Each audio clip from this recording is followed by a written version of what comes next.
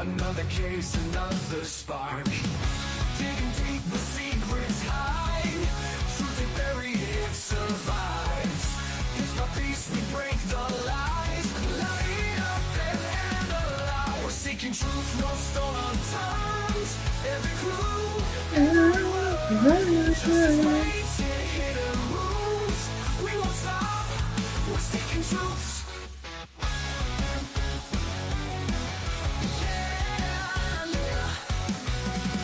Silent victims lost and gone. Echoes scream, but life moves on. Faded faces, mystery calls. Answers waiting in the walls. Digging deep where secrets hide. Truth ain't buried, it survives. Piece by piece we break the lies. Light up and analyze. We're seeking truth, no stone unturned. Every clue, every word. Justice waits in hidden rooms. We won't stop, we're seeking truth.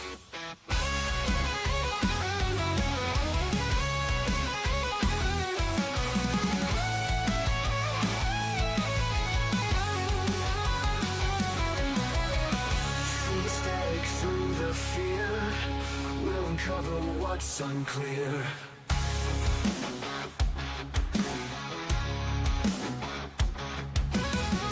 Through the static, through the fear, we'll uncover what's unclear. We're seeking truth, no stone unturned.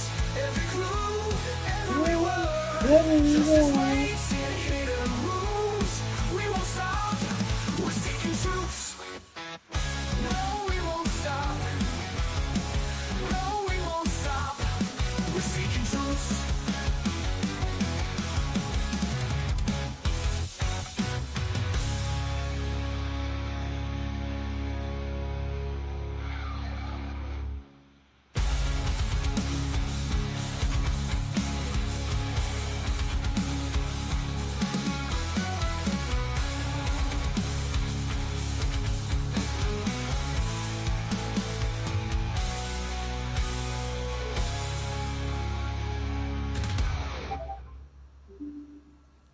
Hi, everybody.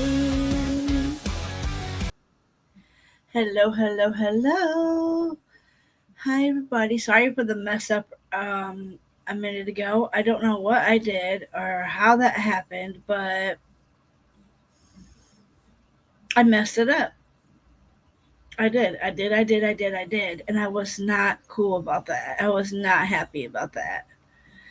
Almost messed it up again. So how is everybody doing? Um, it's a little bit crazy. Quite crazy, I should say. The world is unbelievable. Have went nuts. I'll drop a few links in my chat really quick, just because I don't have any mods here right now. Welcome everybody, even the bushwatchers. Um, I'm gonna post that only because you never know when I could get a blessing. Would always be nice, especially a time time could use it. Um, I'm gonna drop my link in. Um, Hi. So I screwed everything up. I hit a button, and next thing I know, I didn't see myself. I couldn't get it back up, and it was driving me nuts. It was making me crazy. To remember, please hit the like button. Please hit the like when you come in. Hi, Mary Jane. Howdy, girl. Howdy. Scoop's getting in trouble. I hear Dad yelling at him. Sorry you can't stay. Oh, I am sorry, SG. You can't stay. Well, that's a bummer. Um, because I have a few cases that I have a few things. First, let's go through the breaking news. And I just got out of the shower. That's why I was late because I took a shower after the gym. Which I do have a hater troll, y'all. If you guys could go to my video, my little short video, and just make that person feel like a stupid idiot. okay? Because I just posted the pictures, I doxed myself, whatever. Um, the nerve of this little troll behind a keyboard to sit there and say that I was at Walmart. Like, bitch, there's not a Walmart right there. That's a fucking dead X big lots that's no longer there. And then across the street, you have, and across the parking lot, you have all these other mains, the B&B, you got your title place, you got your laundromat, you got your cable place, an internet place, and Planet Fitness is right there. So if you guys could go, how are you doing? Hi, Headstones. So go watch that short, and then I did post the pictures on my thing. Like, this person behind the keyboard, it just makes me mad. Like, I had showed that it had just stormed. We got a couple storms in Ohio, and it was pretty bad. But I do have two stories from my area, and then I do want to show you guys what's been happening in the world. Today at 11 a.m., there was a barge, and it crashed into a sailboat. Um, Earlier today, the five missing kids were missing. They have found them. Two of them have been declared um, they didn't make it. I have a couple stories to show you. There's a couple of kids' impact of how scary it was, but apparently this happens every year. There was one I do believe one teacher or one counselor, and then I think it was six individuals, um, all the ages from 8. I've heard 7 to 12, and I've heard 8 to 12. Um, Wrenches can't get in the comments. At least I can't. What? Wrenches can't get in the comments. At least I can't. I don't know. I see ya. How you doing? I don't know what that means. Why is that orange again? I thought I changed it to purple. What the frack? Hold up, y'all. Let me fix this. It's gonna distract me.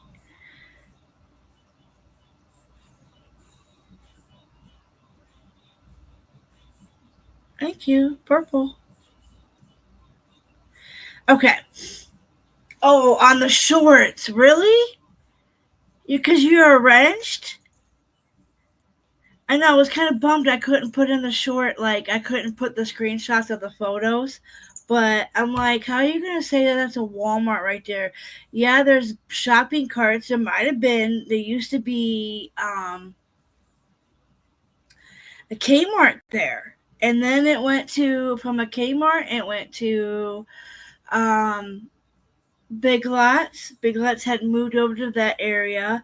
Big Lots closed, and then Planet Fitness is right next door to the old Big Lots that had crashed out and died on us. So that's really weird. I'm on an iPhone and an iPad. I'll have to see if I can look into it. Maybe I can ask Sierra. She might know. I'll have to find out. That's weird though. Okay, so let me go ahead and present this to you guys. We're gonna go. Um,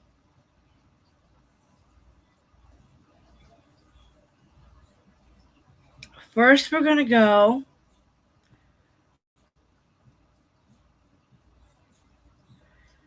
My history here. And let's do. Oh, did I go too far? What happened to all of them? I know some of them I watched thing. Let's go. Um, let's go here first, because this was just a little bit ago.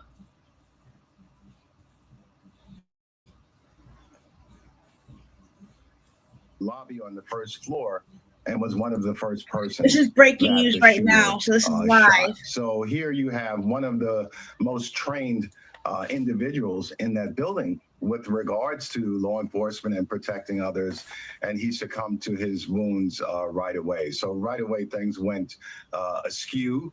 And, you know, who's to say that security is on each and every floor and how robust that security is? There's just not enough people in the world. All right, let me back it up so you guys can see.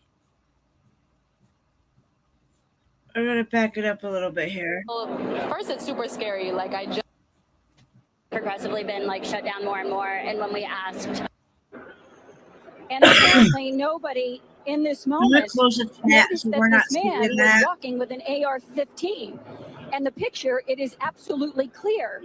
Yeah, you can really see it. Hold on, I'm on the air with the mod. Oh, okay, all right. Now my colleague Matt, let's hop back in here. Just go ahead, leave that back there. That's right. We're all helping each other out here, okay? This is breaking news. We haven't been experiencing anything like this in quite some time. So now, you were here when all of this Trying went to down. show You're you just guys on your the way picture home. of the I guy. was going home. I was going to Grand Central to catch my train to go home. I had my headphones on, and I tell you, I won't wear my headphones again because I saw a rush of people coming past me.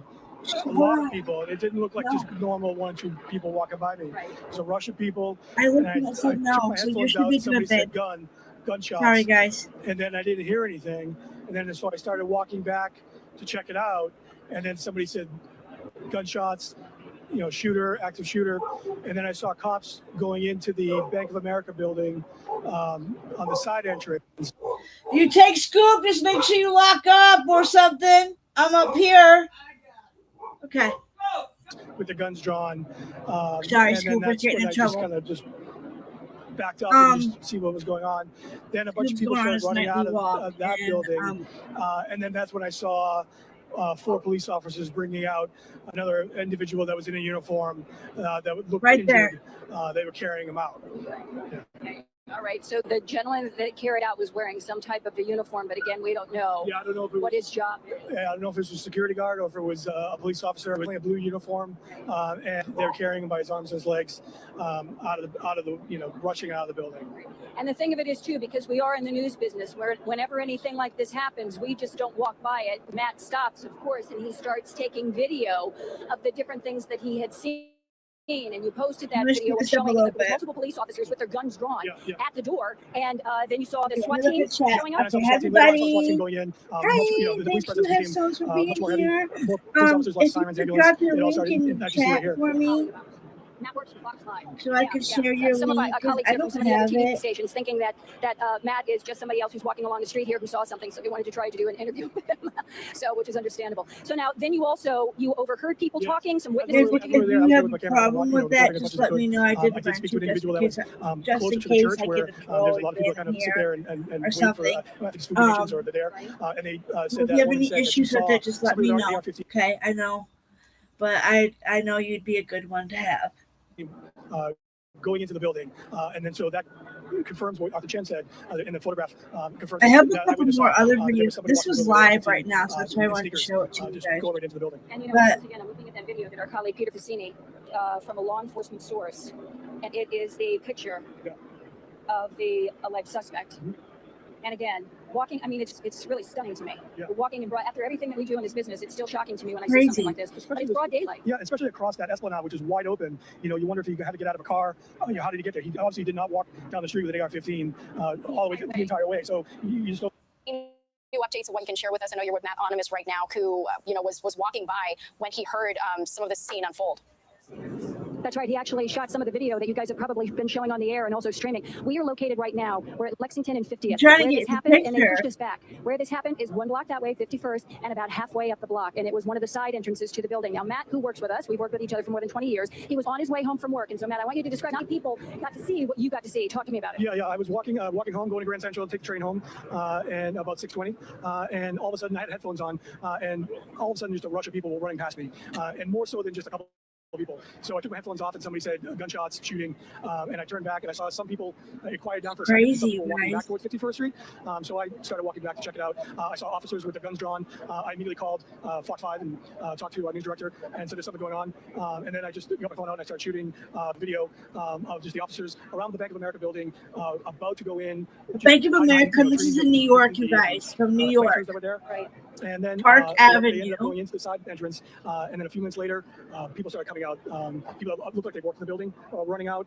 And then 4 officers came out, and they were carrying what looked like to me another officer that looked injured. That they're carrying him out, arms and legs, and carrying him to an ambulance or to a police car. They were running basically with him. Yeah. And it went on for a while because the police had their guns drawn for a long time, and nobody knew what to do. So people were just still milling about 51st Street. I did hear a few gunshots, and then officers started flooding the area and go back, and that's where we are right now. Is more than ambulance and officers just started coming into the area. And now you and I have seen, because one of our colleagues was able to get a picture of the suspect. There's 2 pictures of him, and he looks like a guy. It looks like he's about late 30s, early 40s. He's wearing dark sunglasses. He's got black curly hair. He looks to be he's dressed like a hip guy, and he's wearing a blazer, a collared shirt. That's right there, you guys. Look at him, like he is. And he's got this biggest freaking, and he's just walking in broad daylight. And from what I was told, he had shot every single security guard that was on the first level to get in. So he was on a mission. It's either white or light blue jeans and sneakers, and he is carrying what has been told to us is an AR-15, carrying it like this. Now I don't know if you can see, and now an AR-15 Look at him, like here on me up to about here. In broad daylight, walking down Park Avenue and going through an esplanade that is normally a very busy area at that time of night because people are on their way home from work. And you're in Midtown, lots of financial industries here along Park Avenue. Walking with purpose. And you can see the intenseness on his face. He was on his way to do something. And you get the same feel looking at this picture. He was on a mission, guys. So, walking with an AR-15 down Park Avenue, you wonder if he got out of a car right there or how far he was walking. It was a big, wide open area, and there's nobody else around him. And you can see from that security photo, it's just him. It does look like an AR-15 rifle. And when I was taking videos, I talked to one eyewitness that said that he spoke to a woman that was sitting right there. She saw somebody walk in with an AR-15, and she heard automatic fire, and that's what she told us. Okay, now the building that we're talking about, again, is right around the block from where we are. 2 of the primary businesses that are in that building, the NFL, which it was reported that they told their employees to shelter in place when all of this was happening, and also Blackstone, a financial company. Again, this is along Park Avenue here in Midtown. Lots of financial companies here. They're not just down on Wall Street. They are here as well. Nobody knows at this point who this person is, who the suspect is, but it is being reported that he killed himself on the 33rd floor. 33rd floor, he killed himself. We don't know what floor that he did that on, but we are hearing that the moment that he entered the building that he started firing. That's what we are hearing. Wow. Again, so much of this information, this is breaking news. This just started happening around 10 after 6 tonight. So this information can change as the night progresses. What we do know is that there is a suspect. He has killed himself, and multiple people were shot. Now, I just want to take a look here real quickly at what they were saying here with the Associated Press. Associated Press reporting at least 2 people. The AP is reporting at least 2 people, including a New York City police officer, have been shot in a Manhattan office building. That a person familiar with the matter tells the Associated Press. We don't know the conditions of any of these people. Oh my gosh, a police officer at this particular time. But you come and go. This is your route that you take every day at work. So you're not really thinking. You got your earphones on, like so many people today, even on the subway, paying attention because it's just how we live our lives now. And then this happens. So see, tell me more. And that's the problem is everybody is so cooped up into having headphones in. They're not paying attention.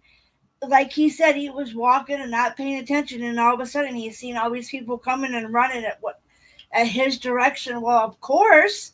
You should automatically, New York is busy. You would think you would at least want one headphone out and one headphone in, And that's what's wrong with the world today is we're too busy into our phones and stuff.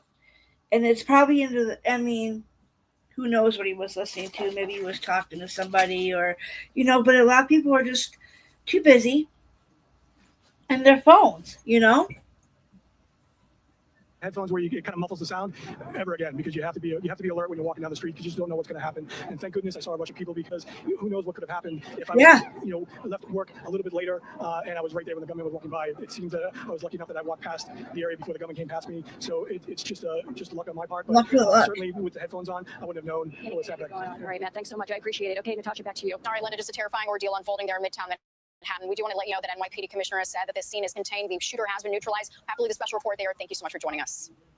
Thanks so much to Fox 5 in New York for their coverage. We want to stay on it here for you on live now from Fox, as this is Skybox aerials that are happening right now as they are taking a deep look here at this car. You're leaving now out live to more of the ground that we're getting these images in. We have this shot here as well for you, just showing you the huge police presence that continues right now out in New York. Thanks to all our viewers for continuing to watch with us here worldwide.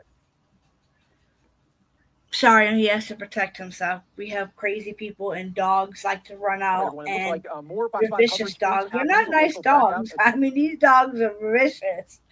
And I've had a couple of them. That's why I don't walk at night anymore with them too much, because I don't want to get bit by a dog, and I don't want to see another dog try to attack my dog, because, so yeah. It's more right here on Live Down from Fox Street with an AR-15. We've had 2 dog attacks already. 2 dogs come at my dog Scooby. Once when he was a baby and it scared him, and he doesn't bark at other ones. He just wants to play, and he's a boy. His side. So at this point, NYPD tells us that the scene has been contained and the shooter has been neutralized, but it is still a very active scene out there. A lot of police presence. A lot of the area has been shut down. We've got a number of reporters on the scene as well. Linda Schmidt, Kendall Green, who've been reporting and grabbing some witnesses to talk about what they're saying. What are you hearing about this vehicle that police are searching? Yeah, this is according to witnesses, not anything confirmed by police so far. But one of the individuals that we spoke with, he said that he saw those individuals after the shooting he said they weren't in, they didn't appear to be alive. And he said that there was also maybe an attempted bank robbery in that area, and that may have been the start of it. So we're not sure how, if that's the exact connection here, but he told me that was a bank robbery. I was trying to see if the police made a press. He assumed that those were the perpetrators involved with that shooting so far. Yeah, that's really interesting because people were hearing the gunshots and bank robbery. And again, we're getting all this information in drips and drabs, but we're also hearing from sources that the shooter shot himself on the 33rd floor. So you have to imagine that he was in the building for some bit. Are you hearing anything about that, Kendall? Yeah, we don't know about how long the shooter was inside, but we did see some of the people that were standing here on the side worried about their loved ones because they work here close to where everything was happening. So if he was there in that same building, I couldn't imagine having a family member inside or worried about whether they're safe or if they're going to be okay with something like this going on. Yeah, such a scary situation. Such a scary we talked to one. anonymous Fox employees who was walking home trying to grab a train from Grand Central, and he said he just saw police officers rushing down the street, some of them with machine guns. So, and this is a very, very busy area. Behind you, what seems to be the perimeter in terms of police presence? It's got to be at least, I'm out here on 54th, it's got to be at least 3 to 5 blocks here along Park Avenue. So 54th Street, East 54th Street, this scene basically spans a couple of blocks. It looks like there's a whole another one. There's a police chase in Los Angeles. A little further up, further down. Shooting among, that's the one that we're on right now, I believe. Laid with law enforcement here. Just trying to keep a hold on the matter right now. Yeah, quite the active scene there, Kendall. And I do want to say, for those of you watching right now, we did get an update from NYPD Commissioner Jessica Tisch saying that the scene has been contained, the lone shooter has been neutralized. So whether this is an active scene in terms of a crime scene, this is what they're working on right now, and that's why it's still advisable to just stay away from that area. Heavy police presence in the area of 52nd and Park Avenue, 52nd between Park and Lexington. Very active scene right now. This is a look from Skyfox. We keep hearing about a black BMW that was involved in this. We're still hearing information, but as you can see just how big of an area this is, and that this is just essentially a pavilion, home to a number of hedge funds, law firms, banks, a lot of people, hundreds of employees in that area who were sheltering in place when they heard about an active shooter situation. This happening at the end of the workday on a Monday, so very busy. And then we've heard witnesses say that they heard gun pops, and then we have a picture of the suspect as well, who this picture truly just unbelievable of him just walking into this pavilion with an AR-15 just by his side, and you just have to wonder how he was able to get this far. It looks like he's just on a mission, and it's just a suspect is dead on the All right, guys. Sorry, I wanted to pull up 33rd floor of the Blackstone building of a self-inflicted gunshot wound. Again, suspect is down. Still, at this point, we are being told 3 people are in critical condition. Those 2 civilians who were shot, and also the police officer who we're told was off duty at the time. He was certainly on a mission, wasn't he? Wow, why do people are going mad? I know. I've seen that, Mary Jane, just by, people are gone mad. People have gone mad. I mean, people have gone mad. I swear. It's just crazy, There was a shooting, a poking in Cincinnati. 5 people were involved. I think the officer or the detective who was speaking said that they were going to arrest more. I'll pull that up if we have time. But detail inside of that Jane, people are going crazy. When he confronted that gunman inside the lobby, apparently, and that is when that off-duty officer was wounded in that gunfire. It does appear after the shooting happened in the lobby, the initial gunshots that broke out inside the lobby, the suspect made his way inside that building and up 33 floors. And it's unclear whether there are any casualties or injuries on that floor other than the gunman. That is something that is still being investigated right now. You can imagine that the police heavy weapons teams have just made their way up to the 33rd floor and are now clearing the area of any possible potential other dangers. Wow. So they are trying to determine the casualty count, if any others on that floor as well. But again, Corey, at this hour, the suspect responsible for all of this chaos is down. He shot himself late tonight, and police tell us that there are 2 other casualties at the hospital right now in critical condition, along with that off-duty police officer. Back to you. And, you know, we don't know much about that off-duty police officer yet, but boy, what a hero, right? I mean, just to see this guy with this long gun and to jump into action to try and stop this guy, yeah. I would imagine being on a paid security gig, he's not carrying that kind of, you know, that kind of. So it's just an unpaid security officer, then another off-duty cop. Crazy. Heavy weaponry to respond to that situation, but still jumping in and ultimately being shot and critically injured. I'm sorry, you can pick it up. When they are off duty, they are typically in uniform and they are carrying their service weapon from the NYPD. So yes, he had his handgun, but he didn't have a long gun. And as you saw from that photo, that is what the suspect was armed with at least. We don't know if there were any other weapons that he was carrying as well. So yes, extreme bravery and heroism on the part of that security detail who worked for the NYPD, who is now apparently fighting for his life. All right, Anthony, obviously, you know, some great information you got us there. Certainly stay out there. We'll check back in with you in a bit. And good afternoon. Off the top at 4, we continue to follow breaking news after a barge struck a sailboat, sinking it off Miami Beach. We're now learning that 2 victims were killed and another is unresponsive. Multiple agencies coming together for a massive search in the water that lasted hours. 6 victims, an adult woman, and 5 kids were pulled from the water. And Local 10's Leah Marajón is standing by at the hospital with more on what we're learning about the status of the victims. And our Glenna Milberg is standing by at the camp. They were sailing front. But we began tonight with Local 10's Christina Vasquez, who was live at the scene for us with more on the breaking details. Christina. As I join you live, there are heartbroken families tonight. This was a race against time, as you described it, a multi-agency response, so many diverse and so many different agencies trying to save those young lives. And we have just learned that 2 have died. 1 remains critical condition, and it is the chairman of the FWC that I just got off the phone with who confirms all 3 are children. So what we know is that at 11:16 this morning, City of Miami Beach Fire was dispatched to a vessel accident behind Hibiscus Island.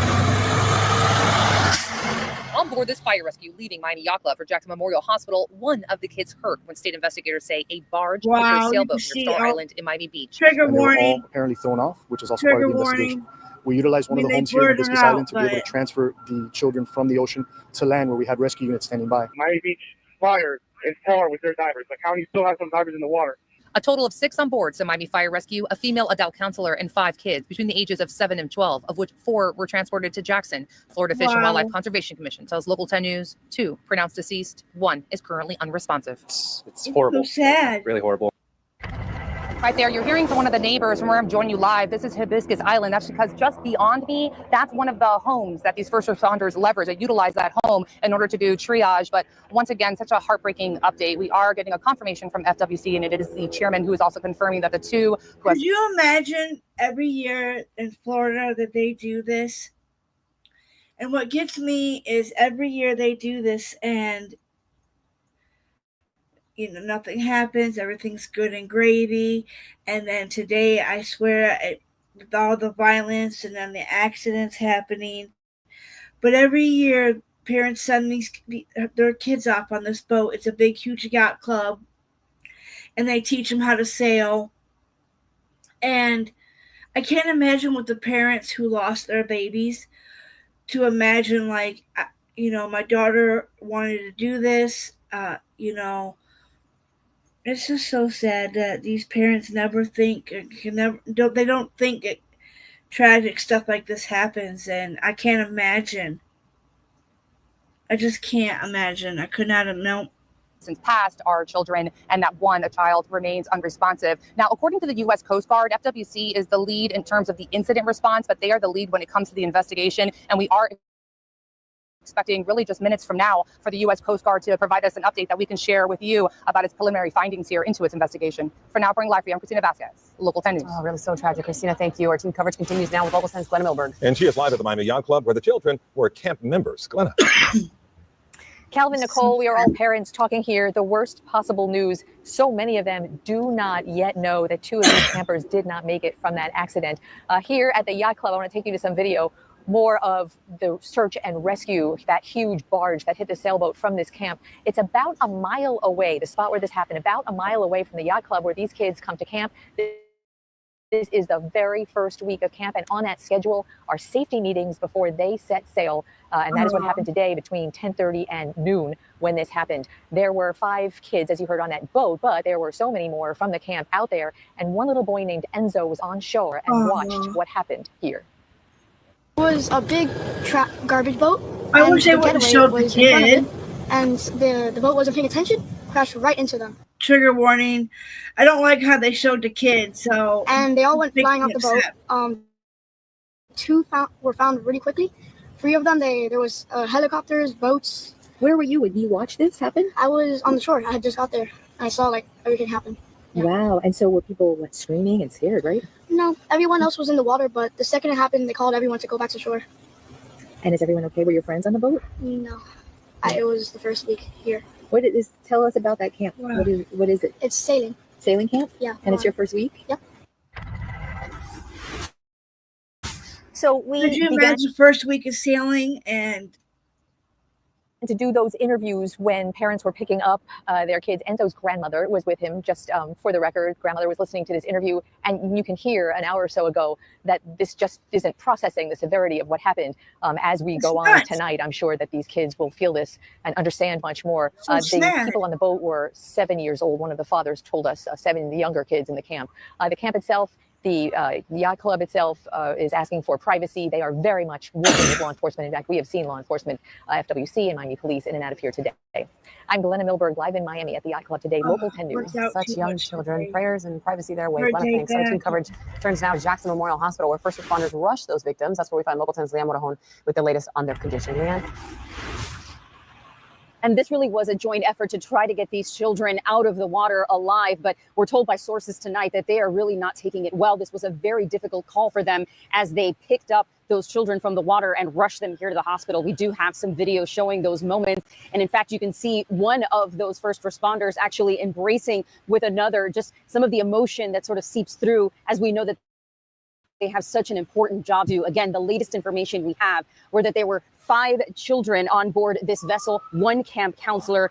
3 children were removed from the water. We're told they were beneath that barge. They were transported in critical condition. And sadly, the update that we have is at this point, 2 of them have been pronounced dead and 1 of them continues to be unresponsive. A third party ended up taking that counselor and another child to the yacht club where we just joined Glenna live. And from there, the child was transported to the hospital. That 4th child in stable condition. That camp counselor, as you can imagine, was part of this wreck, witnessed it all, had to be rescued. That person did not be transported and was stable. Another child, the 5th child, was also stable and did not need transporting. But at this point, the latest information we can confirm is that 2 children have been pronounced dead. A 3rd is unresponsive after this tragic wreck on the water. And of course, those first responders just so heroic. And you know, it's sad because the barge is the one that's at fault.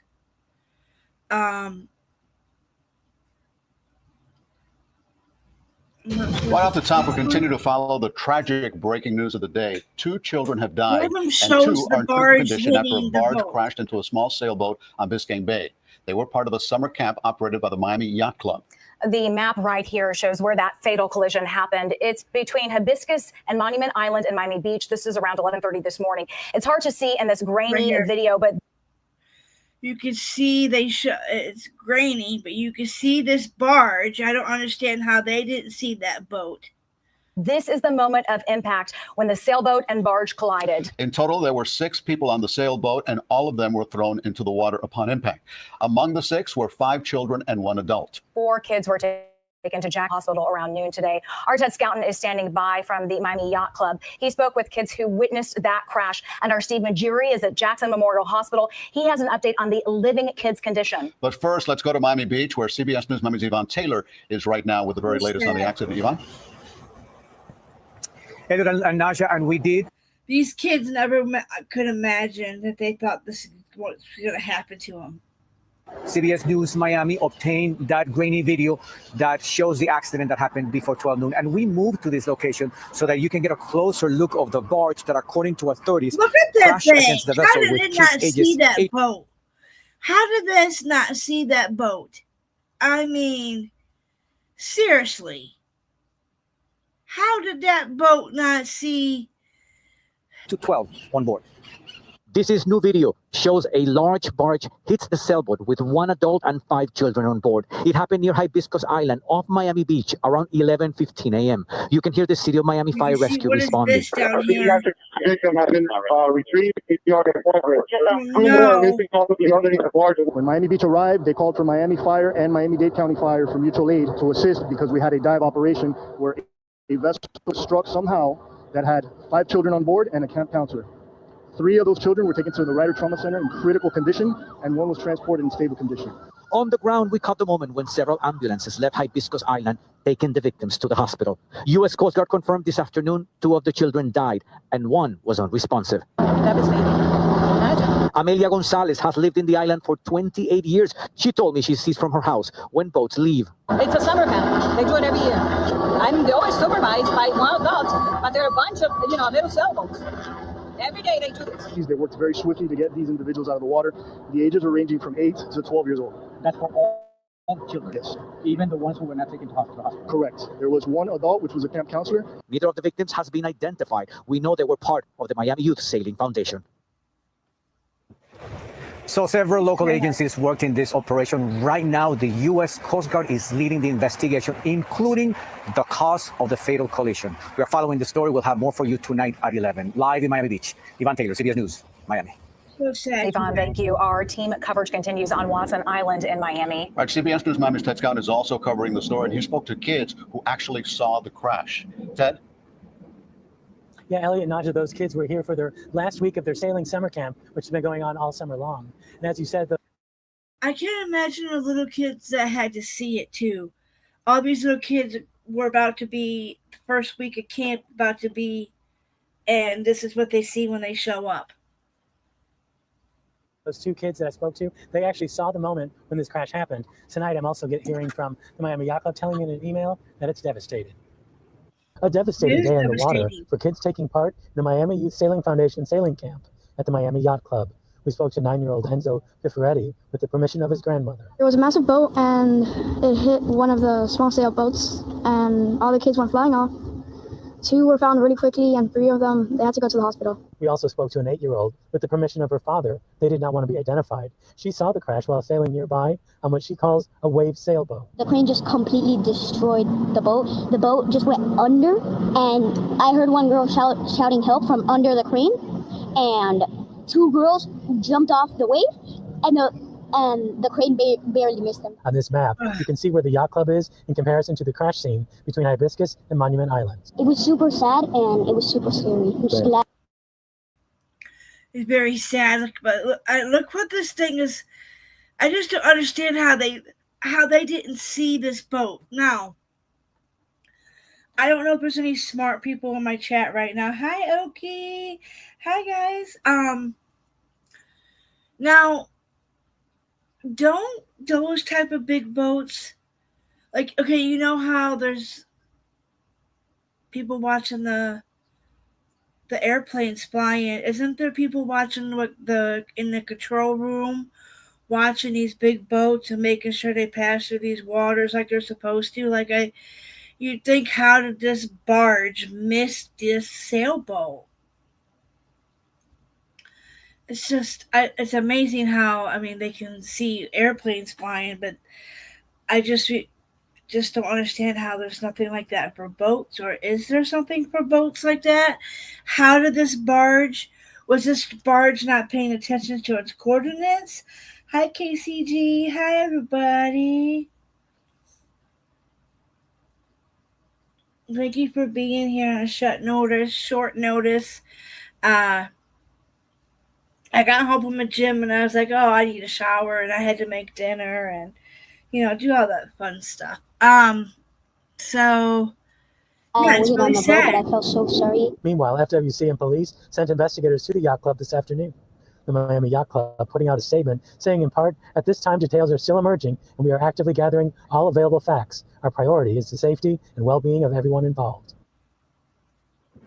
And the Commodore here at the Miami Yacht Club told me that they are working very closely with authorities trying to figure out how this all happened. Live on Watson Island, Ted Scouten, CBS News, Miami. Tragic situation. Ted, thank you. First responders from several agencies all rushed to get these children to the hospital. CBS News Miami's Steve Maduri picks up our team coverage from Jackson Memorial Hospital. Steve, you have a new update on the condition of 2 of those kids.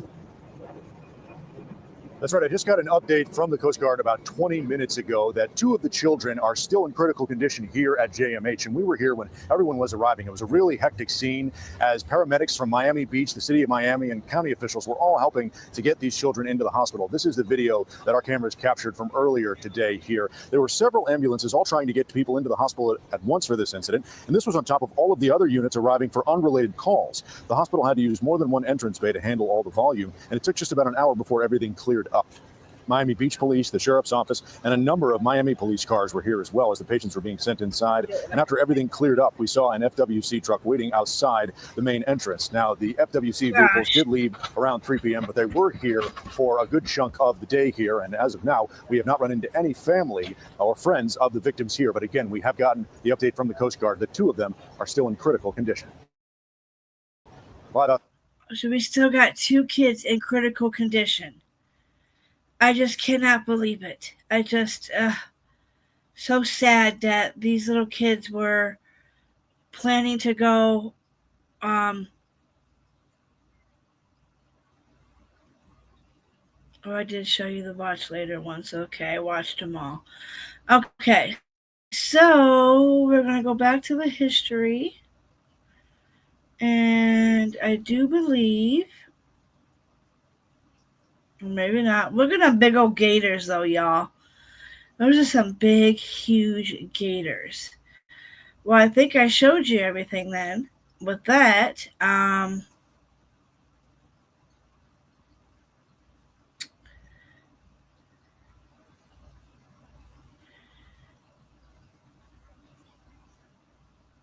cannot believe that big barge did not see that sailboat.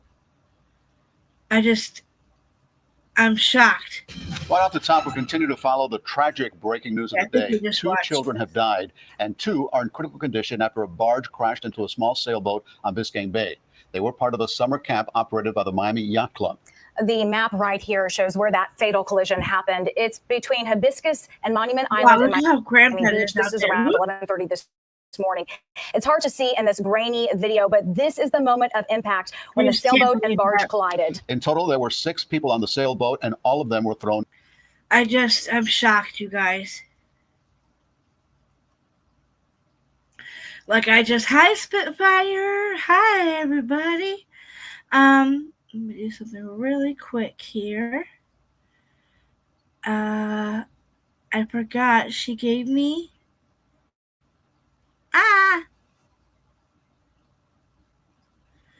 Crapola. I'm messing everything up tonight. I swear I am. Okay. Give me 1 second.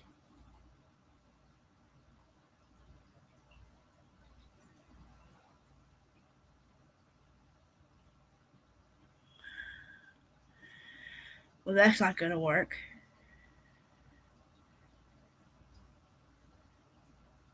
Okay, hold on, y'all. I'm just trying to see if I can post.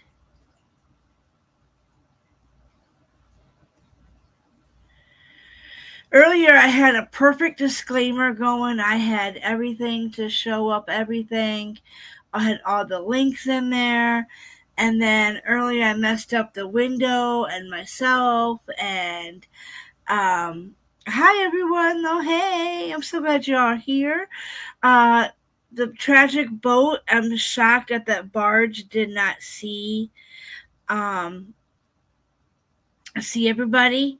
I'm just gonna pin some of your comments. I'm just shocked that they did not, that barge did not see that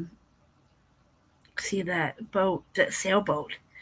Okay, so I do have another thing I do want to show you guys. Two articles, two cases.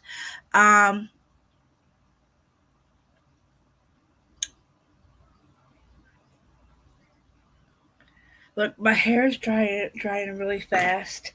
Oh no, what happened to my little square? See, everything is so messed up, I swear.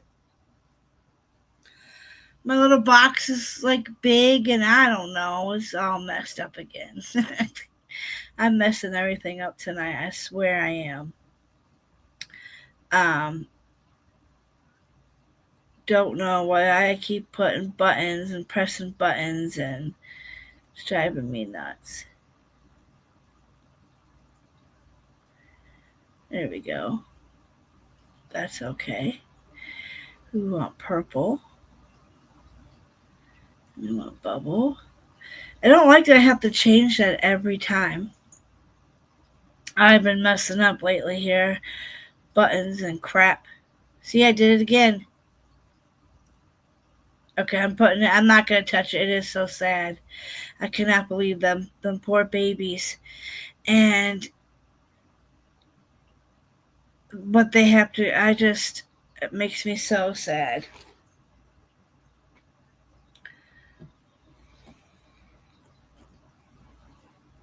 Here they go on a summer, for summer, first week. It's so sad. Okay, let me show you what I got here. The first one I'm going to show you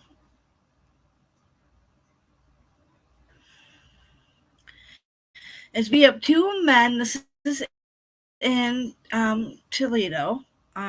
We have Octavius Wilder, and Corin Bailey Carter. I don't care if I butcher their names because they're suspects. So these two men are accused of robbery during a gun sale. This happened in Toledo. This was updated 11 hours ago. Police say Octavius Wilder and Corin Bailey Carter were arrested on aggravated robbery with a deadly weapon in Lucas County. In Toledo, Ohio, WTGB say two people were arrested after an alleged G sale turned robbery ended with a person suffering a gunshot wound. Police records show Octavius Wilder, 18, and Corin Carter, 21, were arrested for aggravated robbery with a deadly weapon on Saturday. TPD report said officers were called out to 500 block East Central Ave between Stickney and LaGrange just 3 p.m. on July 26 for a person shot call. Police said 24-year-old victim met with Wilder and Valley to sell a G. Police affidavits say during the sale, Wilder and Valley pulled out a G out, and the victim took the victim's G. The 24-year-old victim suffered non-threatening injuries from the gunshot wound in the incident. Police records did not say who pulled the trigger. A judge set a $250,000 bond for both suspects on Monday. And they are due back August 5th in court. Okay? I'm going to try to keep an eye out and see what happens to them. Because the guy did survive, so it's probably going to be maybe attempted murder. They could probably charge the guys with attempted murder. I'm sure they'll do a little bit of time. I mean, it's not illegal to say that, it's not illegal to sell the G's, but you just don't pull one out on somebody. Like, what the fuck? What the hell? Like, maybe this young man didn't need to have his weapon no more, and he wanted to get rid of it. You can't even sell anything anymore. I swear. Like, I was thinking about selling a couple of my designer bags that I don't use anymore. Rather go to a home that somebody's going to cherish and going to use it because I hate small bags. But it's like, it's not safe to meet up to sell nothing to anybody anymore. I mean, it's downright crazy out here. We're living like a Gunsmoke. So I have one more. It's just crazy that this is happening out here. I just don't get it. Like, I just don't freaking fracking get it. You know? There's too much going on in this world. I swear.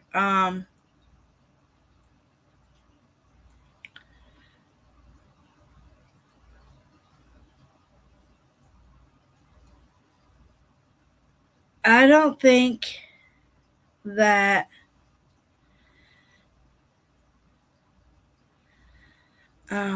this world is safe to do anything anymore. You can't even go on a boat ride, and you sure as hell can't go and sell anything anymore. And it's just downright crazy. Diggity dog world we're living in, I swear.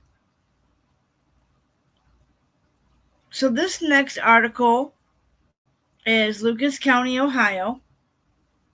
This is the Blade. Earlier it said Toledo. Why does it say Akron now? That's okay with me though. So it says man convicted of pregnant woman's M and gets consecutive life sentence. So this is the man. Okay. This is your horrible monster. I do not know his name yet. This is the first time of me reading this article. So it's just okay. So I'll read it to you. 2 men convicted in a pregnant woman's shooting death early last year received consecutive life sentences on Monday without the possibility of parole. So he's going down and he ain't getting out. And it's sad that he took 2 people's lives. So 2 men were convicted. Lucas County Common Pleas Judge Eric Allen Marks handed down maximum sentence for January 24th, 2024, deaths of Tamisha Price, 34, and her unborn daughter, Melissa Price, with whom Miss Price was 8.5 months pregnant with. Oh my God.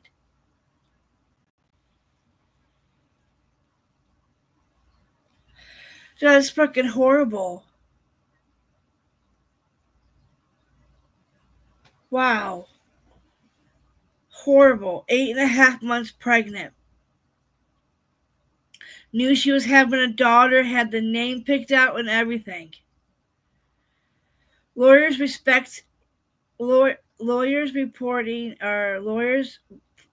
pre-representing Paris James, 37, out of 32 block of St. James Woods in Sylvania Township, and Jerry Scott, 28, of the 34 block of Buckeye Street, then requested appointment to appeal late a counsel. The worst from violence that could possibly have occurred, Judge Marks said before denying requests from denying defense lawyers Katie Thorpe and Joseph Westmeyer, their clients, be given opportunity to redeem themselves before appearing before the parole board. Along with the 2 life terms apiece, the judge sentenced each to 18 to 23 years of additional time, 6 years for gun specifications attached to the M convictions, 2 years for tampering with evidence, and 10 to 15 years for aggravated burglary. Prosecutors presented no direct evidence during the trial. 4 weeks ago, either James or Scott entered Miss Price Norton's place home on the morning of her death, but they proceeded a jury of 7 men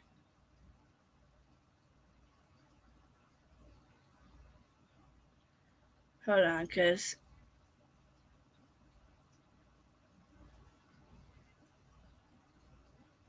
I'm silly, so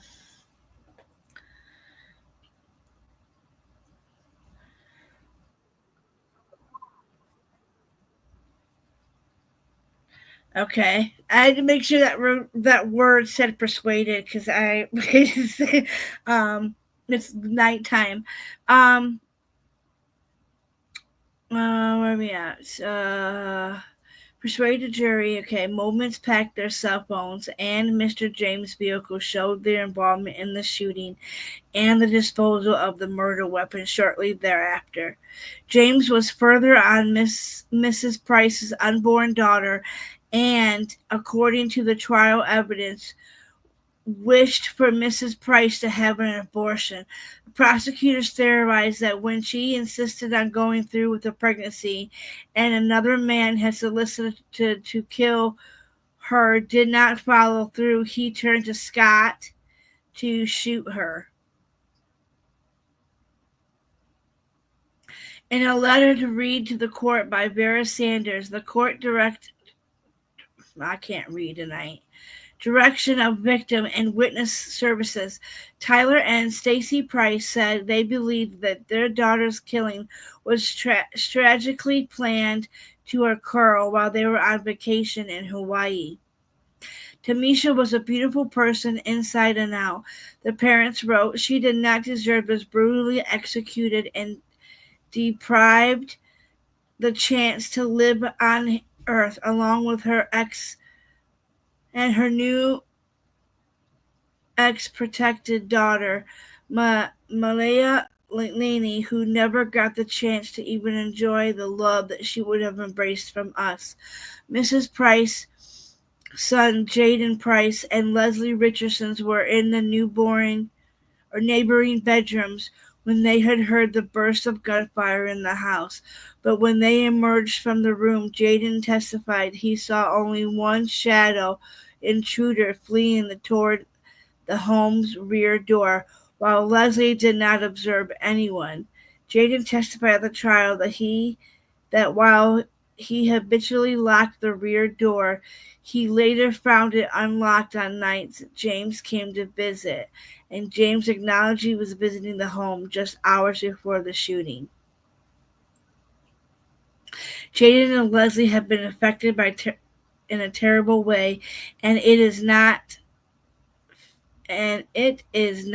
fair to them to have to go through this. We will spend the rest of our lives making sure that they are rebuilt and restored from terrible memories that these people have created on Mrs. Price. Mrs. Price parents wrote. Miss Sanders read secondary letter signed by the sons as well, their maternal grandparents relating to Malaya's death. I gotta see how this is pronounced. Hold, please.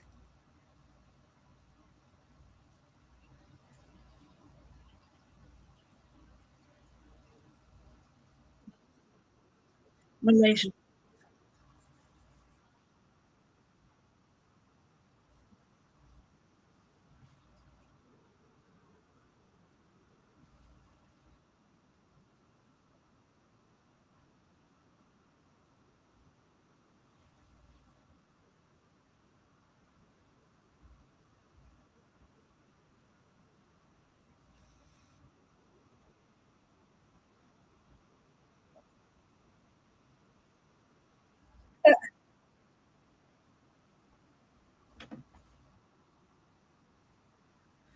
Huh?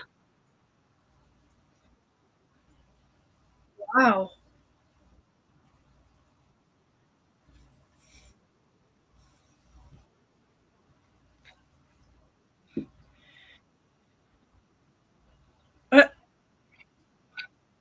Whoa.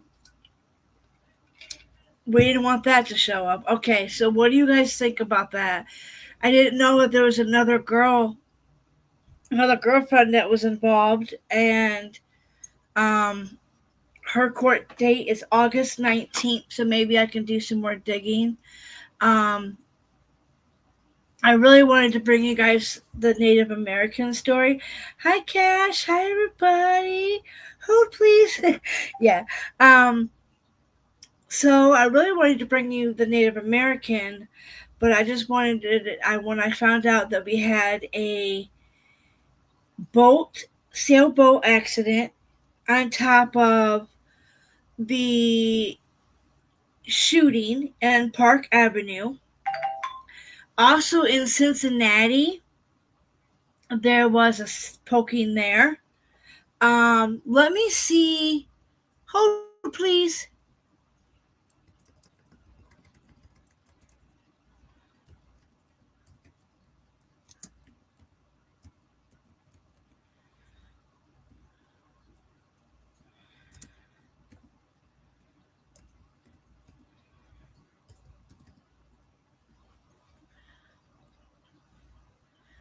Hold on, guys. Hold on.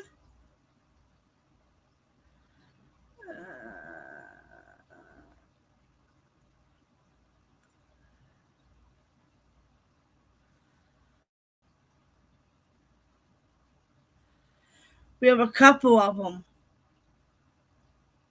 One, I don't know. That was Fort Worth.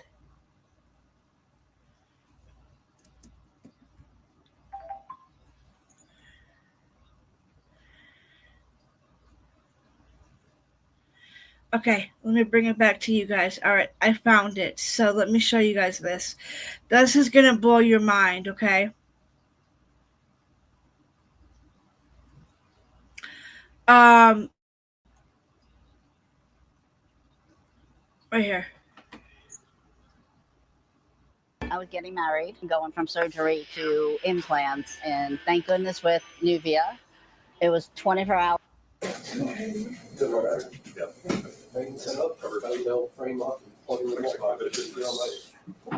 Some I covered the Kentucky legislature. This is a poking that happened. Yeah, you're familiar. Yeah. Are you, do you like to drink? No.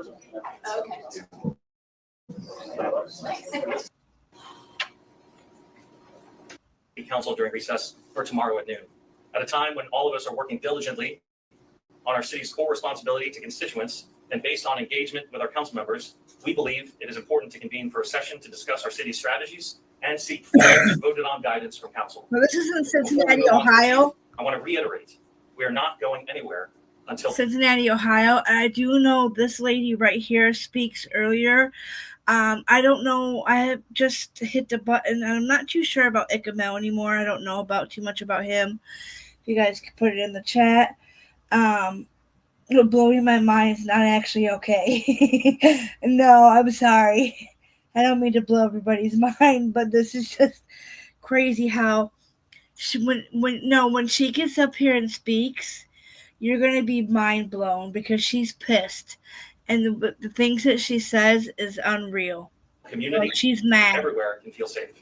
That is our responsibility as city leaders. She's mad at the ones because she's like, only one person called 911. Only one person called 911 in this whole entire thing. But she said people were videotaping it. They didn't do jack shit. She was mad. Okay. And we will continue to be here for frequent updates of our work. Up next, I'll welcome Chief Fiji, followed by City Manager Laura. Here she comes. You ready? Thank you, Mayor. Good afternoon, everybody. So we'll just dive right into some of the stats that we committed to reporting out. So this is the 28-day period. You can see the dates over there on the left side, 6/8 to 7/5. That was the last time we met with you. This is the data we reported out. By the red circle there, you can see our total violent crime was up a little over 1%. Uh-oh. Go ahead. Back there, Anthony? There we go. So let's talk about the most recent 28 days. Now keep in mind, because we have been meeting with you guys every 2 weeks, when we talk about 28-day data, there is an overlap. From the last 28 days to this 28 days, you're going to have an overlap because we're talking every 2 weeks. Bless you. So here, 622 to 719, that same category, our total violent crime, down 8.2%. Number was up a little over 1% on that previous slide. Good. So that is significant. That is some of our end goal, and I'm happy to say we're headed in the right direction in that. So this right here in the top left is just a blow up of that slide from before with the 8.2% reduction. You can see in the last 28 days, I'm going to use the same word the mayor did. Our focus now is on stabilizing, because when we first reported out to you guys, it was on a rise. It was increasing. If we have a decrease, that's just kind of icing on the cake. Our real true effort was to stabilize and stop the rise. So the decrease is just a really good reflection of the work the officers are doing. And then year to date, Part 1 violent crime down 3%. That's where we get into more of the properties as well as the violent crime. So we've been talking for well over a year, probably 2 years, with you guys on a regular basis about our shootings and our homicides. And right now we're down 22.4%. This is the shooting victim count, not the incident count. And the 3-year average is down 25.7. Wow. I want to point something out up there, because I was saying that each day when I open this particular email with this data, my eyes go directly to the percentage. That's kind of what I focus on. But I try not to forget to look at the overall number. So in 2022, we had 220 shooting victims. To date this year, we've had 156. And the 2022 is to date as well. So we're comparing apples to apples here. So 156. That is significant. That is significant on how many people in our city have not become a victim of gun violence. Wow. So you can see down there on the bottom, we break out the adults and the juveniles. Okay, so with this we'll see when she gets to there it. with the graph. The last time we met, we showed you a dotted line that showed a decline, and that leads to like a projection that, hey, if we stay on the same track, here's where we could be at the end of July of 2025. This one, I think, this is important data, guys, because this is in Cincinnati. Crime rate there is crazy. It used, the different suburbs. You got, your rich residential. You got your suburbs. It's huge. Cincinnati and Columbus are big. So is Toledo. So is Cleveland. Cleveland is getting up there too in crime. Better for the layperson. And so you'll see the dark blue line, dark blue bar there. 2025, we've had 28. In July of 24, 31 year to date. And you can see the chart, the bar that goes all the way to the top of the graph. That was the entire month of July last year. Obviously, we're below by 3 right now for year to date July. And our goal is to remain below the total for July of 24 when we compare it to July of 25. That's always our end goal, to do better than we did last year. Well, you're not doing too good right now. Here with the theft huge poking. Same thing you'll see in 2025, July of 2025, 173.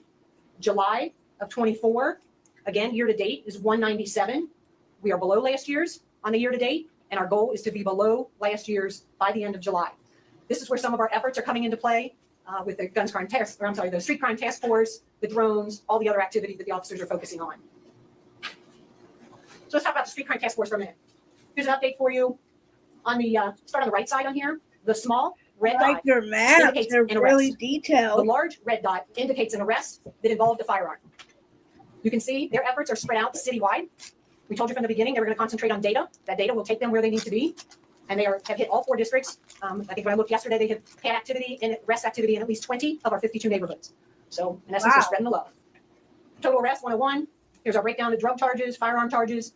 A lot of their work starts with a drug investigation. I've said from the beginning, this is not a drug task force. That is not their sole focus. But a lot of what they try to accomplish may start with a drug investigation. And so that's important. When we are looking for guns, we are looking for offenders. We'll start wherever we need to. Firearm-related charges. Again, they go where the data tells them to go. Cash, you're absolutely 27 right. firearms recovered, 3 of them were stolen. The world is They've only been in existence for approximately 3 weeks. And these are the numbers. we had a mass shooting today. Bottom left there, you'll see that is from one day's And activity, that guy, one investigation, the guns, the drugs, everything else in that photo. A lot of I want to point to the next photo, that orange guard. That, was killed in essence, before can be legally he possessed. It's made to break out a window, specifically a make car window. it in. You see on the bottom, the little hook on there, that's made to cut a seatbelt. There are some occupations that use that for good cause.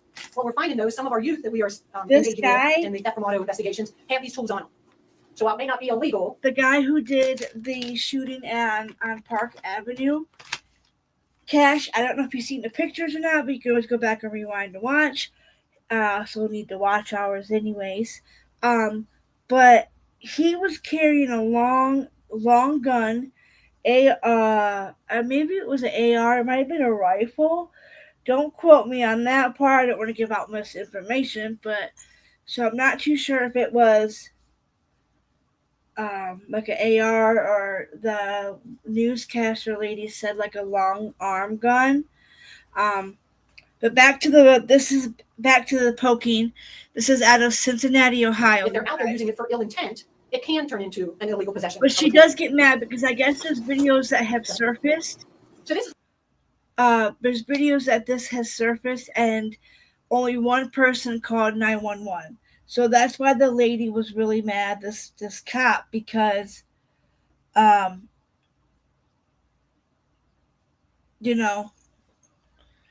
nobody called but one person. one that I hope you find as significant as I do. This is about a little over 24-hour period of our street crimes task force activity. And this is not them alone. This is CJIC's partnering with them, the drone unit partnering with them, some of the district officers partnering with them.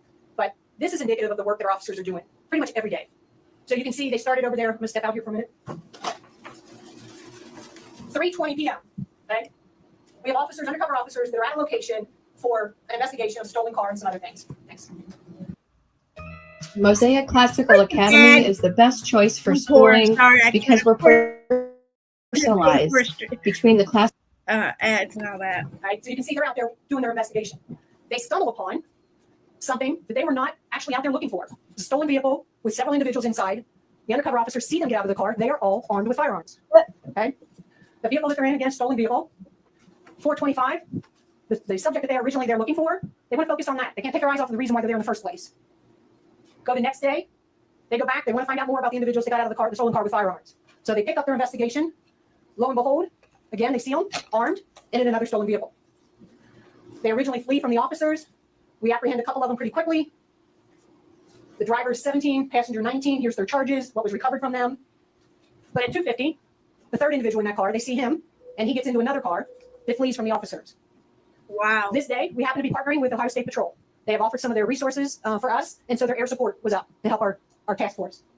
Okay. Ultimately, that air support led them to an address in Springfield Township. We knew this is where the car went that passenger had gotten into. So they go to Springfield Township. Talk to the owner. The owner gives the officers consent. We find that 16-year-old passenger, along with the driver that picked them up, and they arrested them there. During all of this, these firearms are recovered, and you can see the two here, NIBIN information. One is actually hooked or connected or linked to a NIBIN offense, and one is being tested. This is where I think it's important for people to see the full circle, the full gamut that some of these investigations take. So you talk about something that could start as one thing, and in our career, in our profession, it could end as something else. This is a good scenario of that. It started looking for one person who was wanted and believed to be in possession of a firearm, and it led to multiple people, stolen vehicles, guns, and firearms linked to shootings in our city. So that is critically important to how these officers work. So just a couple of topics here I want to hit on real quick. The 117th Cincinnati Police Department recruit class started yesterday. 58 recruits. 58 showed back up today. Sometimes we lose a few when they realize maybe that they weren't cut out for this type of work. So hopefully in 7 months, we will graduate as close to 58 as we possibly can. They will go through the 7 months of rigorous training, emotional, mental, physical, academic, all of it. And Friday, we will be kicking off our Drone as First Responders program. That is going to be huge for us. Huge for us, huge for the city. We're the first police department in the Midwest that is going to have a Drone as First Responder program. Friday, you'll learn more about that. I want to jump down to the bottom one first before I go to number 3. The Lateral Officer Academy class. Sorry, I'm looking for the part where she starts going off. The state has allowed us, or any police department in the state of Ohio, to try to hire full-time experienced officers from anywhere in the country.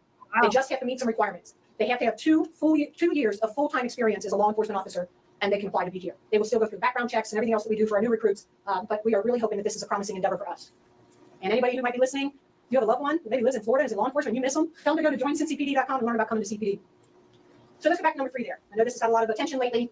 The over-the-line walking, officers walking, they may be on bikes, they can be on segways. We have some new trikes in the CBS if they want to take a trike up there to patrol that. This is old-fashioned policing. Out, being visible, to address concerns that the citizens in that area, whether they live, work, or play in that area, The businesses who have invested their time, effort, and money in those areas. I'm showing you we owe it guys to the them wrong to one, make but it as safe as we possibly can okay. for their I'm such a areas right silly around them, goose. especially when we're talking about quality of life type issues. Consuming alcohol out in Let me public, see if she public talks gaming, about it. things Let like me that, loud music. While simultaneously addressing the root cause of crime purposes, improving people's lives. Let me see if more details about it. My understanding of the response and the search into the records. I was think that I all was did showing you occur. guys the wrong Police one, officer but who that's was doing what search popped up was when I communicated to me that they did not when see I that typed in when I the was suspect Mordecai Black had a DV violation. so If they had seen that, obviously we would have taken some action. relaxed. When I communicated out to the community that we did not know about that about the status of Mr. Black, that was me giving you all the information that I had. Certainly, the new facts that have come to light show that the search did happen, and regretfully, the police officer didn't notice that. That is not an uncommon chain of events when people are reporting crimes to us, that whomever they may be reporting, the Main Street, Vine Street, South Task Force that supplements that on top of the district PVO. They might not know where an officer is. They might not see a drone. Private camera, city camera footage, whatever. It really, we can do a lot of work with that video. Which kind of leads me to another thing that we didn't have on there is, you've heard us talk a little bit about fuses. So that's let me great. click this one, you guys, because I'm sorry. I had you guys watching the wrong one. Good lights. My bad. Come down, so. Yeah, it's better right there. Okay. Hey guys, how are you?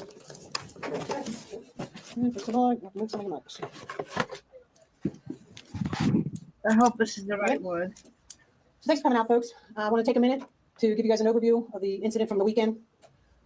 First of all, I think it's very important that everybody understands we had well over 150,000 people in the downtown area this weekend. We had a major Big Three basketball tournament at the arena. We had a Reds game with Large Out, and we had the Cincinnati Music Festival. Wonderful, wonderful events for the city and all the people who attended. Wow. Unfortunately, we had one incident late Friday night into Saturday morning that is getting all the attention and undoing the good stuff that happened this weekend. That's the incident that you're well aware of that occurred at 4th and Elm. I, like many, woke up Saturday morning to the video. The incident occurred. We got our first call at 3:06 a.m. First officers were on the scene at 3:12 a.m. Based on the body cam footage that I've watched, that response time is completely acceptable because the downtown area still had traffic congestion from all of the events. Wow. Okay. Upon arrival, the fight was over with. The fight was over with when the officers arrived. And the majority of the participants were gone. The officers did exactly what they are trained to do. They gathered information from the victims that were still at the scene to complete an offense report. I will tell you, at this time, we have victims and suspects identified, and we have charged 5 people in this offense. I'm not going to release that information to you. I will say, if individuals were down there and participated in this event, it would be in their best interest to come turn themselves.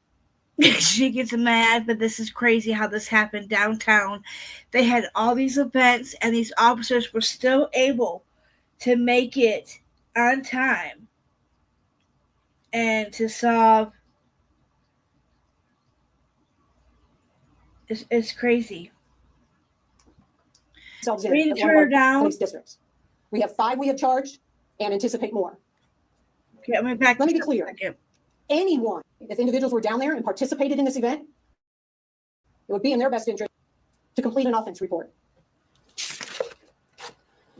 I will tell you, at this time, we have victims and suspects identified. This is crazy. And we have charged 5 people in this offense. I'm not going to release that information to you. Why? I will say, if individuals were down there and participated in this event, it would be in their best interest to come turn themselves in at one of our police districts. We have 5 we have charged and anticipate more. Let me be clear. Anyone who put their hands on another individual during this incident in an attempt to cause harm will face consequences. I don't care which side of the incident or the fight they were on. If they place their hands on somebody in an attempt to cause harm, that is unacceptable. Ooh, she gets mad. This is still an open investigation, and all potential charges are being investigated for everyone involved. All investigative tools and techniques are on the table, including, were some of these individuals overserved at some local establishments? It is clear to us that alcohol played a significant part in this incident. Well, yeah, you had. I want to thank every citizen who has come forward and provided us with information. Some of those tips have led to the charges being signed. However, for us to have 100 or so people down there involved in and or watching this event, recording with their cell phones, and for us to get only one phone call of this incident is unacceptable in this city. One person did the right thing and called 911. Another point I want to make about this, you have heard me for over a year now talk about holding our juveniles in this city accountable for their behavior and trying to hold their parents accountable for knowing how their kids are behaving. Wow. What should we expect from our youth if this is the kind of adult behavior that is setting an example for them? That is unacceptable by the adults in our community. Unacceptable. Another topic I want to cover real quick. Social media and journalism and the role it plays in this incident. And yes, guys, that's you. That is you. The social media, the post that we've seen, does not depict the entire incident. That is one version of what occurred. At times, social media and mainstream media and their commentaries are misrepresentation of the circumstances surrounding any given event. What that does, that causes us some difficulties in thoroughly investigating the activity and enforcing the law. Because what happens, that social media post and your coverage of it distorts the content of what actually happened. And it makes our job more difficult. My absolute gratitude for the investigators who came in on Saturday as soon as this video was posted and rolled their sleeves up and got to work. They have done an amazing amount of work in a short period of time. When I look to the men and women, if you can see me or hear me now, I want to say thank you to the men and women of CPD. You made this weekend, outside of this one incident, an amazing success for the city. It is because of your hard work that we are able to have such large-scale events here in Cincinnati. And we will continue to do that because of the work that the police do all of the time for this city. All right. To the men and women, if nobody else has told you today, thank you. Thank you for stepping up, no matter what is being said about our city, our leadership, our department. I say thank you to every man and woman, civilian and sworn, on this department. Your work does not go unnoticed. I keep messing with crap and Did messing anyone with go to the shit. hospital? If so, how many people was in the hospital and what are their conditions? I don't know if they went to the hospital after. I know that when the officers who arrived on the scene, based on the body cam footage that I have watched, that all of the victims were still on the scene and they appeared to be as well as Sorry, I was missing Jim, we talked to a lot of people. Some are angry that this incident happened. Others, frankly, are scared to go downtown, given the picture that this paints for the area. What message do you have for those folks? Okay. I think what they should be angry about is nobody called the police. Nobody got us there as quickly as we could get there. They waited until they saw it on social media. Now everybody's concerned about what's going on. That is, hold on, you asked a question, let me answer. That is unacceptable to not call the police when you view this. Traffic was horrendous. People saw this, they were fighting in front of traffic. Why didn't somebody call us? As to the part of your question about people not wanting to go downtown, I will still take my family downtown. I will patronize restaurants downtown. I will go to events downtown. What people need to realize, what adults need to realize, you need to be mindful of your alcohol consumption. A lot of times when we, the police, get involved in incidents like this, it's because of alcohol. Drinking. So I will go downtown. I will patronize. I will encourage my family members to go downtown and patronize. What I won't do is tell them to overconsume alcohol. And I would not encourage them to be downtown when all the bars are letting out at 3 o'clock in the morning. And on the note of social media, it has been several days since this incident happened. There's frankly an information void left in that period. Why are we addressing this now and not earlier? An information void by us? Frankly, by the city. No, because we were letting the investigators do their job. There are certain things that we intentionally do not want to say publicly until they can get a good foothold on the investigation. To say something too soon is absolutely irresponsible. And I do not want to be a part of that. I like her. What do you guys think about this lady? Put a word in the chat if you really like this cop and you think we need more like her. We need more of her in the United States of America. All that. Responsibility. You talk about suspects. Go ahead, right here. Thank you. 2 questions. Where were the nearest officers? In the central business section.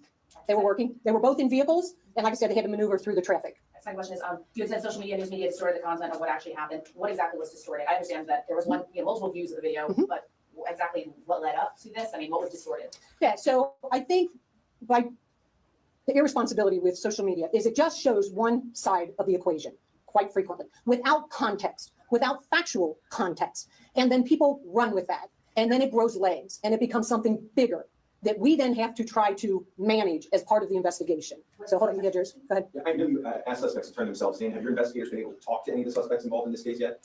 We're still working on trying to locate some of the individuals who we have filed charges on. That's all I'm going to say on that. We have work to do right there. One more. Was the roving task force out that night? And just a quick other question, what are the charges that are actually filed against these people? Yeah, so I'm not going to just divulge the charges. Those are sealed right now. The street crime. Oh, what the word frack. What? People run with that. And then it grows legs and it becomes something bigger that we then have to try to manage as part of the investigation. I love so hold on, you get yours. Go ahead. I know you asked suspects to turn themselves in. Have your investigators been able to talk to any of the suspects involved in this case yet? We're still working on trying to locate some of the individuals who we have filed charges on. That's all I'm going to say on that. We have work to do right there. One more. Was the roving task force out that night? And just a quick other question, what are the charges that are actually filed against these people? Yeah, so I'm not going to just divulge the charges. Those are sealed right now. The street crime. She was mad. What is this? Really quick. It was this, maybe not.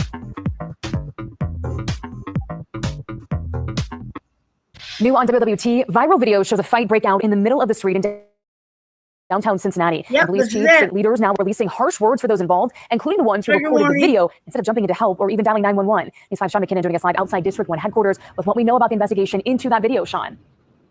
Yeah, Councilmember Mark Jeffrey said this fight happened at 3 a.m. today. We've got new video tonight as police piece together exactly how and why this started, and state lawmakers take notice. A massive fight between more than a dozen people in the middle of the street at 4th and Elm, just a block uphill from Paycor Stadium. Videos posted online show punches and kicks being thrown, continuing after a man is knocked to the ground. As the fight goes on, videos show a man punching a woman, knocking her unconscious. Chief Teresa Thigi called it a sudden dispute between individuals following a verbal altercation, saying, "I am in complete disgust waking up to the viral video many of you have now seen. The behavior displayed is nothing short of cruel and absolutely unacceptable. Our investigative team is working diligently to identify every individual involved in causing harm." The fight spreading on social media. State lawmaker Cecil Thomas, who represents parts of Cincinnati, saying it's unacceptable under any standard, and those involved should be prosecuted to the full extent of the law. Therefore, as your state representative, I trust that there will be a full and complete investigation of this incident by the Cincinnati Police Department and to bring charges against all involved. And the president of the union representing officers calling the violence I mean, look at this. All those people out there and only one fucking person called. No wonder why she was mad. No wonder. No wonder she was mad. It only takes one to fuck up yeah. I mean, all the events down there that were happening were awesome, and then you got the idiots that gotta mess it up. There's no excuse. Yeah, and move on. Yeah, that's crazy. disgusting, saying what's equally disgusting is those who chose to watch and record instead of calling 911, attempting to defuse the situation or render. I'm sorry, I would have called 911 and then I would have filmed, or I would have been on the phone and recording, because your phone can do many fucking things at once. It can record, you can screen record, you can record the 911 call. Like on my phone, if I call anybody, this little button pops up and it says if I want to record it, and I'm like, no, I don't want to record it. Even though Ohio has the one, I don't have to ask for permission, but still, they should have called. I have full faith in the Central Business Section investigators. They will make arrests in the near future. It will then be the responsibility of the court system to hold these violent thugs accountable. And thousands of people attended Cincinnati Music Fest last night. The chief of police said this fight is not connected to Cincy Music Fest in any way. Police have not announced any arrests yet. Live outside District 1 headquarters, Sean McKinnon, WLWT News 5. What do you guys think? Isn't that just beyond crazy? That is beyond nuts that this happened. 5 people have been charged after this big fight in downtown Cincinnati today. The mayor called the violence unacceptable and promised police are going to continue making arrests. This video posted to Facebook showed a man being attacked in the street. It Look at that girl! Look at her! Oh my God, this woman is taking part in it. What in the world? Woman, are you hitting a man or are you hitting a girl is what I want to know. So people this weekend, you can see right there, a group had a man on the ground and was kicking him. We are working. No, see, if a woman's going to go and hit a man like a man, you're going to get hit like a man. I'm sorry.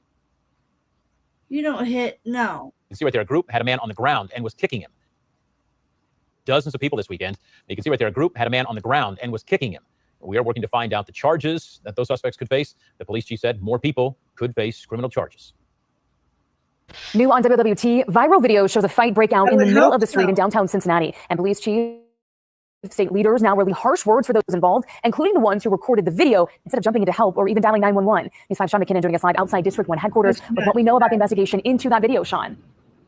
Yeah, Councilmember Mark Jeffrey said this fight happened at 3 a.m. today. We've got new video tonight as police piece together exactly how and why this started, and state lawmakers take notice. A massive fight between more than a dozen people in the middle of the street at 4th and Elm, just a block uphill from Paycor Stadium. Videos posted online show punches and kicks being thrown, continuing after a man is knocked to the ground. As the fight goes on, videos show a man punching a woman, knocking her unconscious. Chief Teresa Fiji called it a sudden dispute between individuals following a verbal altercation, saying, "I'm in complete disgust waking up to the viral video." I saw that. Yeah. That is pretty sad that 5 people have been charged after this big fight in downtown Cincinnati. Today, the mayor called I just can't believe the that violence woman was unacceptable involved. She and promised came police up are going to running continue making like. arrests. Then this one, she This came video out of posted to Facebook nowhere. showed a man being attacked in the street. It involved dozens of people this weekend. That is horrible. All You those can see right there, a events group had a man downtown on the happen. ground and was kicking him. We are working to find out the charges that those suspects could face. The police chief said more people could face criminal charges. Sickening. New on WWT. And then let me, I'm going to stop sharing that. And then since you guys were a little late here, I do want to show really quick this case because this was horrible. And I hope this man realizes what he has done, these 2 men. But this is the last article. This is the one that I talked about and what he did. Pregnant women and her unborn daughter, her unborn child, 8.5 months pregnant. This man killed it was 2 men, but this one is men convicted of pregnant women's unalived. They get consecutive life sentence. Also, there's another person involved, and their court date is August 19th. I'm going to keep checked on that.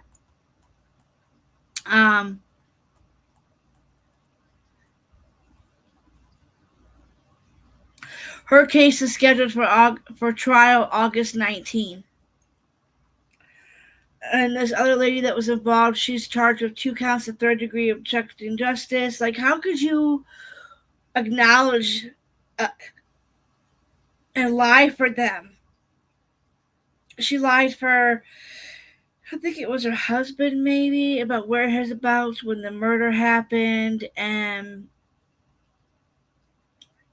there's just, the world has gotten crazy. The world is sickening. It's not. I can't believe it. I mean, for them, that poor woman, it never got to. It's surreal. It is. It is. It's like she didn't get to bring her unborn daughter, and it's like he hired somebody. He put a hit out originally, and then that person backed through. So then the other 2 killed. So the other 2 did it. The other guy backed out, and then the lady lied about his whereabouts to help him, knowing that he unalived a pregnant woman who was 8.5 months pregnant, and she knew she was having a daughter. It's sad. And then you got the big, huge things happening today. We had the boat accident, which makes me wonder, how did that barge miss that sailboat? It doesn't make sense to me. Isn't there, like, how they have the helicopters? There's people watching, what's coming in and what's flying in. Why didn't that happen? Isn't there, like, where they watch boats come in and stuff? Like, this is crazy, but so much happening in this world.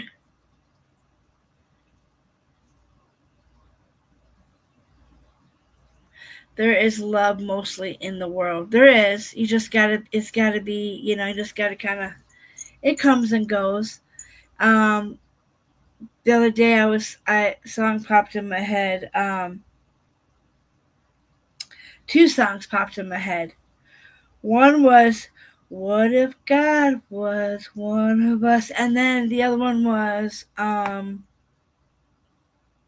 "Where Was the Love?" Black Eyed Peas, the good music back in the day. Don't know what happened to the Black Eyed Peas, but they were good. I loved them. But yeah, to know that there was a boat accident, that this happens every year. It was the first week on camp. For this yacht club does it every year. Then you had the massive shooting today. Just so much happening. I know. I can't believe that God song popped in my head. And the crazy part was, I looked back. I was driving, and I think I had took the dog with me. We were driving to the gas station, and I think I had looked back and said, I started singing it to him, my dog. I always loved the Black Eyed Peas. Will I Am Doing Well. Yes, yeah. I love Will Smith as a singer too. And Lil Wayne's got a new album out, so that's cool. I love him. But yeah, so I know I've kept you guys here a long time. An hour and 35 minutes. Better than the last time. I goofed earlier and messed up the whole darn thing. I had to stop that live and restart over. And I do want to show you guys this. Thank you all for being here. I did put a bunch of links in. Like earlier, I was so mad because I had everything planned out, and then I messed up the thing and couldn't get me back to the thing, and so I had to stop. And yeah, so if you do like to bless or send a tip, I greatly appreciate it. You don't have to if you don't want to, but I only have Cash App. I don't have a PayPal or anything like that, and I'm not monetized. But I just came because I knew all this was happening, and I figured we need to know about this. People need to know about it, and I didn't see hardly anybody talking about it.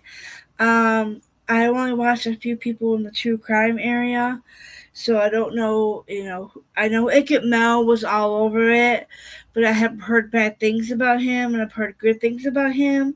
And so I didn't want to take, stream off him or get any of his coverage, so I had to, of course, research a few things, and then I was able to do this. So, yeah, I'm glad you are here. I'm glad everybody was here. Thank you for joining. Thank you for watching. I'm sorry that I had to bring you all this bad, urgent news. It's sad. I hope the families to the 2 kids that were lost. I feel my heart is out with the kids. I can't imagine the kids seeing it. There was a lot of kids around the shorelines.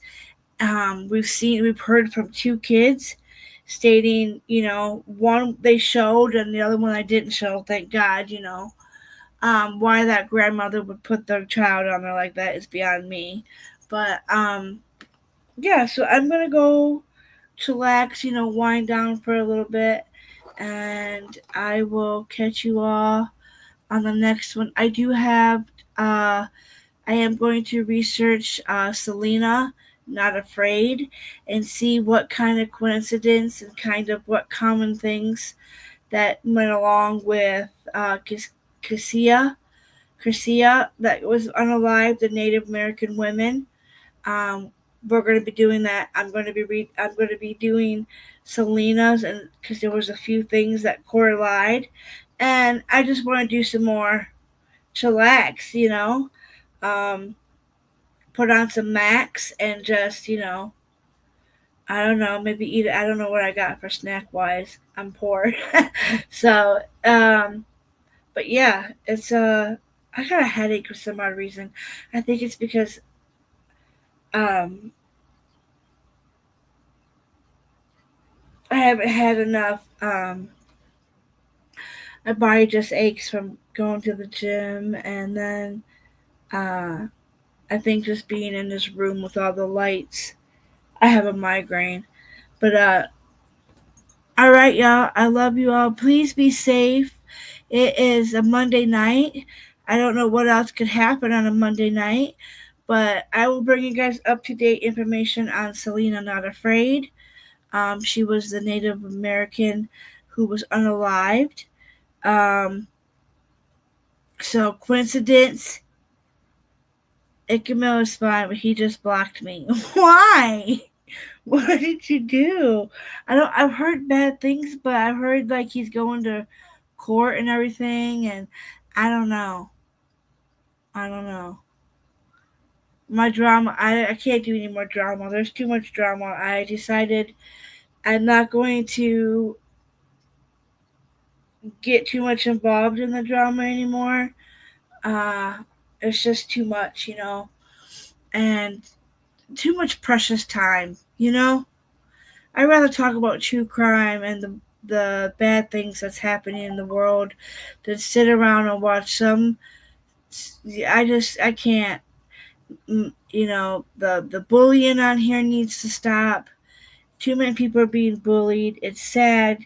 We've got real life crises happening in this world, and we're too busy fighting. God wouldn't want people to be fighting like this. For one, it's whoever your power is. This is not how I'd want to live. I want to live like my mom always taught me: do to others what others do to you. And I've always been taught to be sweet and kind and just polite and respect one another and their boundaries and to be able to have a disagreement and walk away. That's what's missing in this world today. No common sense. So, all right, peace out, homies. I would play this song, but I have a killer migraine. I would play it, but I have a killer headache. How about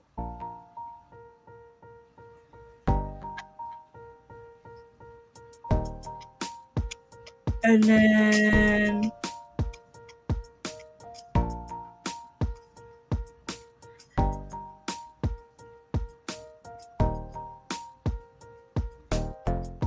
thank you.